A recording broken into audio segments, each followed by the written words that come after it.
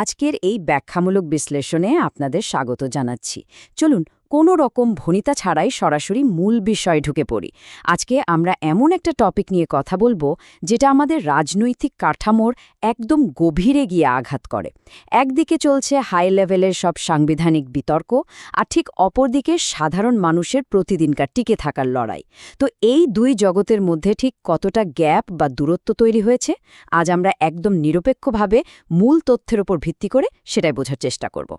শুরুতেই এই বিস্ফোরক কথাটা একটু খেয়াল করুন। এটা তো অন্তহীন প্রতারণা।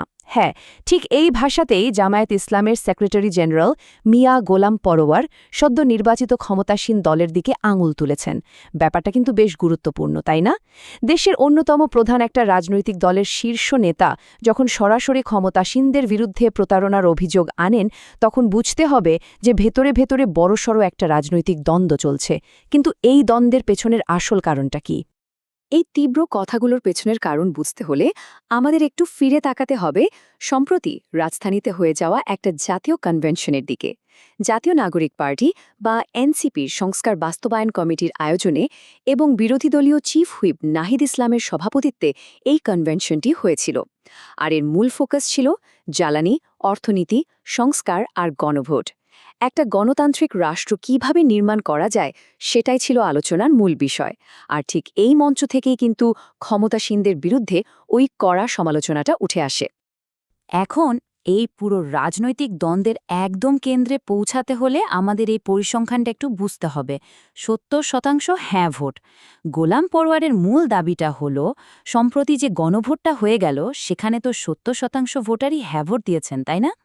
উনার যুক্তি হলো, এই বিপুল জনসমর্থন আসলে ক্ষমতাসীন দলের আগের একটা রাজনৈতিক অবস্থানকে সরাসরি বাতিল করে দিয়েছে। এমনকি এও দাবি করা হয়েছে যে প্রধানমন্ত্রী তারেক রহমানও নাকি এই গণভোটে হ্যাঁ ভোট দিতে বলেছিলেন। তাহলে গণ্ডগোলটা আসলে বাধল কোথায়? গণ্ডগোলটা বুঝতে হলে আমাদের একটা পলিটিক্যাল টার্ম একটু ক্লিয়ার করে নিতে হবে, আর তা হল নোট অফ ডিসেন্ট বা ভিন্ন মত। খুব সহজ ভাষায় বললে, আনুষ্ঠানিকভাবে কোনো কিছুর সাথে একমত না হওয়া বা বিরোধিতা প্রকাশ করা। বিরোধী পক্ষের অভিযোগটা হল, ক্ষমতাসীন দল এই নতুন প্রস্তাবিত কাঠামোগুলোর বিরুদ্ধে আগে নোট অফ ডিসেন্ট বা ভিন্নমত পোষণ করেছিল, কিন্তু ওই যে গণভোটে বিপুল জনসমর্থন এলো, সেটা সেই ভিন্নমতকে পুরোপুরি খারিজ করে দিয়েছে। আর এই পুরো বিতর্কের একদম কেন্দ্রবিন্দুতে রয়েছে জুলাই সনদ। আপনারা নিশ্চয়ই জানেন, এটি হলো একটা গণতান্ত্রিক রাষ্ট্র কাঠামো তৈরির জন্য অত্যন্ত গুরুত্বপূর্ণ একটি রাজনৈতিক সংস্কারের রূপরেখা। এখন মূল অভিযোগটা কি? অভিযোগ হলো, বর্তমান সরকার কি সত্যি এই জুলাই সনদকে সম্মান করছে, নাকি তারা শুধুই লোক দেখানো সমর্থন দিচ্ছে? বিরোধীদের দাবি, সরকার আসলে গণভোট আর জুলাই সনদের মধ্যে একটা পার্থক্য তৈরি করে সাধারণ মানুষের মনে কনফিউশন বা বিভ্রান্তি ছড়াচ্ছে। সবচেয়ে কন্ট্রোভার্সিয়াল বা বলা যায় সবচেয়ে গুরুত্বপূর্ণ জায়গাটা হলো একটা রাজনৈতিক বৈপরীত্য। কনভেনশনে ঠিক এই পয়েন্টটাতেই আঙুল তোলা হয়েছে। খেয়াল করুন, অভিযোগ করা হচ্ছে যে ক্ষমতাসীন দল সংসদে দাঁড়িয়ে বলছে তারা জুলাই সনদের প্রতিটি অক্ষর মেনে চলবে, কিন্তু অন্যদিকে গণভোটে জনগণ যে এত পরিষ্কার একটা রায় দিল সেটা নাকি মানা হচ্ছে না বা স্রেফ এড়িয়ে যাওয়া হচ্ছে। তার মানে দাঁড়াচ্ছে, নিজেদের সুবিধামতো সংসদে এক কথা বলা হচ্ছে, কিন্তু জনগণের সরাসরি রায়টাকে পাশ কাটিয়ে যাওয়া হচ্ছে। এই পুরো জটিল রাজনৈতিক সিনারিওটাকে বোঝাতে গোলাম পরোয়ার চমৎকার একটা রূপক ব্যবহার করেছেন। বল এখন সরকারের কোর্টে। একদম স্পোর্টসের ভাষায় বলতে গেলে উনি স্পষ্টভাবেই দাবি করছেন যে এই সাংবিধানিক সংকটটা বর্তমান সরকার নিজেই তৈরি করেছে, আর যেহেতু তারা তৈরি করেছে তাই এটা সমাধান করার একক দায়িত্ব তাদের কাঁধেই বর্তায়। এই রূপকটা দারুণভাবে বুঝিয়ে দিচ্ছে যে পরবর্তী পদক্ষেপ নেওয়ার পুরোপুরি দায়ভার এখন ক্ষমতাসীনদের। এই রূপকটাকে আরেকটু টেনে বলা হয়েছে, ভুল পাস করলে আত্মঘাতী গোল হতে পারে। মানে বুঝতেই পারছেন, পলিটিক্যাল ফিল্ডে এখন চরম একটা ঝুঁকি কাজ করছে। বিরোধীদের পক্ষ থেকে ক্ষমতাসীনদের একদম কড়া ভাষায় সতর্ক করে দেয়া হচ্ছে। বলা হচ্ছে, তারা যদি সঠিক সময়ে সঠিক সিদ্ধান্ত নিতে ব্যর্থ হয় বা জনগণের ইচ্ছার বিরুদ্ধে গিয়ে কোনো ভুল পদক্ষেপ নেয়, তবে তা বুমেরাং হয়ে তাদের নিজেদেরই মারাত্মক ক্ষতি করতে পারে। আচ্ছা, এই পুরো বিতর্কটা কিন্তু এখন আর শুধু কথার কথায় আটকেনি, এটা একটা মৌলিক সাংবিধানিক তত্ত্বে গিয়ে দাঁড়িয়েছে। একদিকে আছে ডেলিগেটেড পাওয়ার বা প্রতিনিধিত্বমূলক ক্ষমতা, যেটা মূলত সংসদের থাকে, আর অন্যদিকে আছে ডাইরেক্ট পাওয়ার বা প্রত্যক্ষ ক্ষমতা, যেটা হলো সরাসরি ভোটারদের রায়। বিরোধীদের মূল যুক্তিটা হলো সরকার নাকি সংসদের এই ডেলিগেটেড পাওয়ার ব্যবহার করে শুধুমাত্র সংখ্যাগরিষ্ঠতার জোরে জনগণের প্রত্যক্ষ ক্ষমতা বা ৫ কোটি ভোটারের রায়কে বাতিল করে দেওয়ার চেষ্টা করছে। এই যুক্তির একদম কোর পয়েন্ট বা মূল নির্যাস হল সংসদ কখনো সার্বভৌম হয় না, জনগণের অভিপ্রায় হচ্ছে সর্বোচ্চ আইন। একটা গণতান্ত্রিক রাষ্ট্র ব্যবস্থায় ক্ষমতার আসল মালিক আসলে কে? এই প্রশ্নের উত্তর কিন্তু এই কথাগুলোর মধ্যেই লুকিয়ে আছে। বিরোধীরা ঠিক এই সাংবিধানিক যুক্তির ওপর ভর করেই দাবি করছেন যে যেহেতু জনগণ গণভোটে তাদের প্রত্যক্ষ ক্ষমতা প্রয়োগ করেছে, তাই সেই রায়কে উপেক্ষা করার কোনো অধিকার সংসদের নেই। আচ্ছা, এতক্ষণ তো আমরা বেশ হাই লেভেলের রাজনৈতিক আর সাংবিধানিক কথাবার্তা শুনলাম।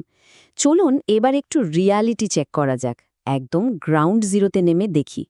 একদিকে আমরা দেখছি রাজনীতিবিদদের ফোকাস, সংবিধান, গণভোট, সনদ, আর ঠিক এর বিপরীতে সাধারণ মানুষের বাস্তবতাটা কি? দেশে তেল নেই, বিদ্যুৎ নেই, রোগে ভুগে শিশুরা মারা যাচ্ছে। এই চিত্রটা নীতি নির্ধারক আর সাধারণ নাগরিকদের মধ্যে তৈরি হওয়া বিশাল একটা শূন্যস্থানকে খুব চমৎকারভাবে বা বলা যায় খুব মর্মান্তিকভাবে তুলে ধরছে। সাধারণ মানুষের ক্ষোভটা ঠিক কোন জায়গায় সেটা বুঝতে এই দাবিগুলোর দিকে একটু খেয়াল করুন। এগুলো কিন্তু কোনো পলিটিক্যাল পার্টির বক্তব্য নয়, বরং মূল খবরের নিচে সাধারণ পাঠকদের করা মন্তব্য থেকে উঠে আসা দাবি। তারা বলছেন জনগণের টাকার বিপুল অপচয় হচ্ছে, দেশে বিদ্যুৎ আর জ্বালানির চরম হাহাকার চলছে, শিশুরা মারা যাচ্ছে, এমনকি তারা এই গণভোটকেও কারচুপি আর প্রতারণা বলে মনে করছেন। রাজনৈতিক অভিজাতদের প্রতি সাধারণ মানুষের যে চরম মোহভঙ্গ ঘটেছে, এই তালিকাটাই তার একটা জ্বলন্ত প্রমাণ। মানুষের এই জমে থাকা রাগটা সবচেয়ে পারফেক্টলি ফুটে উঠেছে একজন সাধারণ নাগরিকের একটা কমেন্টে। উনি লিখেছেন যে দেশে যখন মানুষের বেঁচে থাকার প্রাথমিক চাহিদাগুলোই পূরণ হচ্ছে না, তখন রাজনীতিবিদরা সংবিধান আর গণভোটের নাম করে মানুষকে হাইকোর্ট দেখাচ্ছে। এটি খুবই পরিচিত একটা প্রবাদ, যা প্রমাণ করে যে সাধারণ মানুষ আসলে মনে করে রাজনীতিবিদরা নিজেদের স্বার্থ সিদ্ধির জন্যই এই আইনি বিতর্কগুলোকে ঢাল হিসেবে ব্যবহার করছেন এবং মানুষের মূল সংকটগুলো থেকে মনোযোগ সরিয়ে নিচ্ছেন। সব কিছু মিলিয়ে সব শেষে আমাদের সামনে খুব গভীর একটা প্রশ্ন এসে দাঁড়ায়। সাধারণ মানুষের এই বেসিক চাহিদাগুলো যদি এভাবেই একেবারেই অপূর্ণ থেকে যায়, তাহলে কি কোনো সাংবিধানিক সংস্কার আসলেই কখনো সফল হতে পারে? ভেবে দেখুন, একদিকে রাজনৈতিক দলগুলোর ক্ষমতার লড়াই আর অন্যদিকে সাধারণ মানুষের বেঁচে থাকার হাহাকার। এই দুটোর মধ্যে একটা ব্যালেন্স বা ভারসাম্য না এলে একটা রাষ্ট্র আসলে কিভাবে সামনে এগোবে? এই প্রশ্নটাই আজ আমাদের মূল ভাবনার বিষয়। তথ্যবহুল এই বিশ্লেষণে আমাদের সাথে থাকার জন্য অনেক ধন্যবাদ।